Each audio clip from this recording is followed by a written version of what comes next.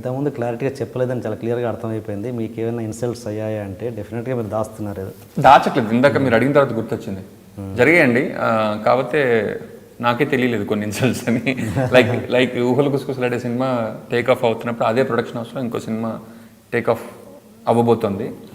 And కొంచెం ఊహలు గుసగుసలాడే script అంతా రెడీగా ఉండి ప్రొడక్షన్ స్కెడ్యూల్ అంతా టక్ టక్ టక్ స్క్రిప్ట్ ఆల్రెడీ రాసేసి ఉన్నా అప్పటికే. ఆ సినిమా ఇంకా స్క్రిప్ట్ రాస్తున్నారు. అది కొంచెం ఊపు అందుకోలే బేసికలీ. ఆ సినిమా చేసేస్తున్నారు, ఆ సినిమా రాసేస్తున్నారు, ఊహలు గుసగుసలాడే అప్పుడే రోలింగ్కి రెడీగా ఉంది, ఎల్లుండి నుంచి షూట్ అట, అవతల నుంచి షూట్ అట, పాటలు కూడా అయిపోతున్నాయి, ఇలా ఉండేది. ఆ సినిమా ఇంకా టేక్ ఆఫ్ అవ్వలేదు. వాళ్ళు రాస్తున్నారు, ఎప్పుడు రాస్తారు, ఎవరు ఏదైనా ఎప్పుడైనా రాసిన తర్వాత తెలిసిందే. కానీ మా సినిమా ఆగిపోయింది, ఆ సినిమా టేక్ ఆఫ్ అయింది. సో ప్రొడ్యూసర్ కొంచెం గిల్టీగా ఫీల్ అయ్యి నాకు ఆ సినిమాలో ఒక రోల్ ఇప్పించాడు. రోల్ ఇప్పిస్తే అంటే నాకు సాయం చేద్దామనే ఉద్దేశంతో చేస్తానన్నాను. చేస్తాననేసరికి డైరెక్టర్కి ఇష్టం లేదంటో నాకు తెలియదు, కానీ నేను వెళ్ళేసరికి సాధారణంగా క్యారవాన్ మీద పేర్లు రాసి ఉంటాయి. రావుసరాలు గారు, నాని గారు, రావు రమేష్ గారు అని ఏదో రాసి ఉంటాయి. ఒక క్యారవాన్ మీద మాత్రం కంపెనీ ఆర్టిస్ట్ అని రాసింది. కంపెనీ ఆర్టిస్ట్ అంటే తక్కువట నాకు తెలియదు, అంటే ప్రొడ్యూసర్ రోజుకి 2000 3000 ఇచ్చే యాక్టర్స్ ఉంటారు, దాని డైరెక్టర్ పెద్ద పట్టించుకోడు. దీనికి ఒక యాక్టర్ కావాలని మేనేజర్ చెప్తే ప్రొడక్షన్ మేనేజర్ ఎవరినో తీసుకొచ్చి ఎవరినో పెట్టి బేసికల్లీ ఒక లో లెవెల్ ఆఫ్ యాక్టర్స్ అని అంటారట, నాకు తెలియదు. కంపెనీ ఆర్టిస్ట్ అని ఉంటే ఆ క్యారవాన్ దగ్గరికి తీసుకెళ్ళి సార్ మీది ఇది అని చెప్పి లోపలికి వెళ్ళబోతుంటే ఇటు చూపించారు. ఎటు వెళ్ళబోట్లే నేను దిగ్గానే ఆ అసలు కంపెనీ ఆర్టిస్ట్ అని క్యారవాన్ మీద రాయరండి, కంప్లీట్ స్పెసిఫిక్గా రాశారు. సో నేను వెళ్ళి చేంజ్ చేసుకొచ్చి ఇంకా లోపల చాలామంది ఆర్టిస్టులు ఉంటే ఇబ్బందిగా ఉంది, బయటకు వచ్చేసి కూర్చున్నాను. ఒక అసోసియేట్ డైరెక్టర్ వచ్చి సారీ సార్ ఇలాగా కుట్ర పన్నారు, మీకు ఇన్సల్ట్ చేయడానికి అనిపించా అని అన్నాడు. ఆల్రెడీ లోపల జరిగింది అని చెప్పాడు. అంటే నాకు అది ఇన్సల్ట్ అని ఆయన చెప్పేదాకా అర్థం కాలేదు. అలా జరిగాయి. ఒక సినిమాలో ఒక సీనియర్ యాక్టర్ నన్ను కొట్టే సీన్ ఉంటే నిజంగా కొట్టారు, సారీ కూడా చెప్పలేదు. తర్వాత రకరకాల ఇంకా ఆ యాక్టర్ ఇప్పుడు లేరు పాపం, ఆయన గురించి మాట్లాడుకోలేదు.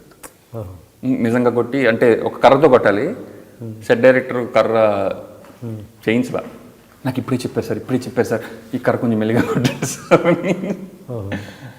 నాకు కథ చెప్పినప్పుడు చెప్పాడు కర్రతో కొట్టే సీన్ ఉంటుంది, వాళ్ళకి ఇప్పుడు చెప్పేది ఏంటి నాకు అర్థం కాదు. పెడిమని ఇక్కడ బోన్ మీద తగిలింది అనమాట, బొడ్మని సౌండ్ వచ్చింది అని చెప్పి కర్ర పడేసి వెళ్ళిపోయారు. సారీ లేదు ఏం లేదు, సారీ అయ్యో తగిలిందా అని. అప్పుడు అనిపించిన వారు నేను ఇదేంటి కొంచెం ఇన్సల్టింగ్గా ఉంది అని.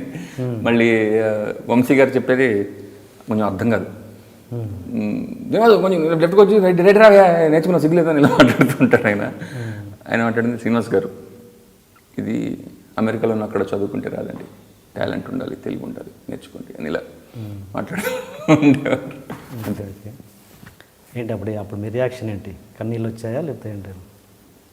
అప్పుడు కన్నీళ్ళు రాలేదండి, కాకపోతే ఇబ్బంది పడ్డా. బేసికల్లీ అందరూ ఇలాగే ఉంటారు, కొంచెం దూరం మెయింటైన్ చేయడం బెటర్, మన పని మనం చేసుకెళ్ళిపోదాం అనుకున్నా అంతే. మీరు చేసిన సినిమాలు మహా అయితే 10 ఎన్నో ఉంటాయి. ఇప్పుడు ఆ క్లిప్ పట్టడం ఆడియన్స్ పెద్ద విషయం కాదు. డైరెక్టర్ గారి పేరు కూడా చెప్పి నా పేరు చెప్పేస్తే అయిపోద్ది కానీ వద్దండి. అంటే తర్వాత నేను ఆయనతో 2 సినిమాలు చేశాను and he was really nice. గుర్తించాడు బేసికలీ, ఏదో ఆర్టిస్ట్ గుర్తించాడు అండ్ మాట్లాడుకున్నాం. అండ్ అంటే ఇప్పుడు ఆర్టిస్ట్లకి చాలామంది ఫ్రస్ట్రేషన్ ఉంటుందండి టు బి ఆనెస్ట్. అంటే అనుకున్నవి రావు, ఇబ్బందులు, అనుకున్న పాత్రలు రావు, ఏదో పాత్రలు వస్తుంటే ఇష్టం నేను చేయాల్సి వస్తూ ఉంటుంది. ఆ ఫ్రస్ట్రేషన్ నాకు ఇంకా జరిగింది చాలా తక్కువ. చిన్న ఆర్టిస్టులు చాలామంది ఎక్కువ చూపిస్తూ ఉంటారు. సో చాలా వరకు ఇలాంటివి కమెడియన్స్, క్యారెక్టర్ ఆర్టిస్టులు ఎక్కువ చేస్తుంటారు నాకు తెలిసినంత వరకు. కమెడియన్స్ ఇలాంటి ఫ్రస్ట్రేషన్స్, ఇలాంటి ఏమంటారు చిన్న వాళ్ళని తక్కువ చూడడము, లేదా కమెంట్స్ చేయడము, చాలా చీప్గా ట్రీట్ చేయడం అనేది కమెడియన్స్ అండ్ క్యారెక్టర్ ఆర్టిస్టులు అంటే అందరని కాదు, కొంతమంది ఎక్కువ చేస్తుంటారు. హీరోల పరంగా పెద్ద చాలా తక్కువ. అవును, ఎందుకు అలా? చెప్పగా హీరోలు వాళ్ళకి కావాల్సిన సినిమాలు వాళ్ళు చేస్తూ ఉంటారు, వాళ్ళకి కావాల్సిన పేరు వస్తుంది, వాళ్ళకి రావాల్సిన పేరు వస్తుంది, డబ్బులు వస్తాయి. వీళ్ళకి ఆ ఫ్రస్ట్రేషన్ ఉంటుంది డెఫినెట్గా. ఓకే ఓకే సరే, ఇంకా ఏమైనా ఉన్నాయా? ఇంకా ఏదో సినిమా చేస్తే ఆడియో ఫంక్షన్కి వెళ్తే ఏంటి నువ్వు వచ్చేవి ఆడియో ఫంక్షన్కి అని అడిగాడు. దాంట్లో యాక్ట్ చేయలేదా? చేశాను. ఎవరన్నారు డైరెక్టర్ అన్నారు? ఒక ప్రొడ్యూసర్, ఓకే. నువ్వు వచ్చావు ఈ ఆడియో ఫంక్షన్ కంటే you're not the flavour of the season, why are you here అన్నాడు. I acted in this movie. Oh okay okay అని ఆ ప్రొడ్యూసర్ నాకు ఒక 4 ఏళ్ళుగా ఇలా ఇన్సల్ట్స్ చేశాడు. ఆ ప్రొడ్యూసర్ సినిమా సక్సెస్ అయింది ఒకటి, దాన్ని రైటింగ్లో హెల్ప్ చేశారు. ఆ సినిమా రైటింగ్కి వెళ్తే what Srini what are you doing అంటే acting in this film. Oh you still have an acting career అన్నాడు.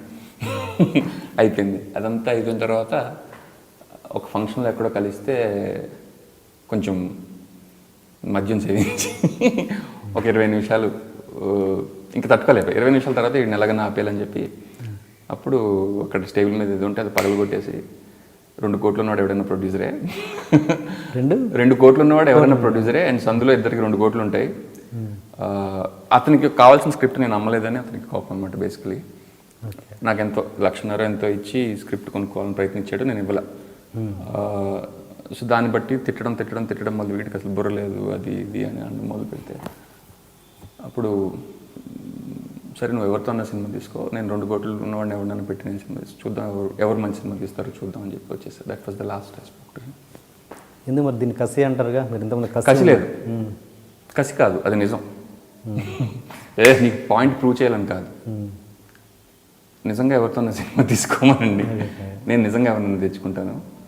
అండ్ ఎవరు గొప్ప సినిమా తీస్తారు చూద్దాం, I'm talented and I know that. అది కసి కాదు. అండ్ అది నా పనిని ఎప్పుడు నేను ప్రేమించే చేస్తాను, అండ్ అది కసి కాదు. అంటే అప్పటికి మీ సినిమా రిలీజ్ కాలేదు ఇంకా? కాలా. I'm trying to. ఆయన సినిమా రిలీజ్ అయిందా? చాలా అయ్యాయి. ఓ పెద్ద ప్రొడ్యూసర్ అయితే. సో మీరు ఎమోషనల్గా కూడా రియాక్ట్ అవుతారు పబ్లిక్తో? ఒక్కసారి అంతే.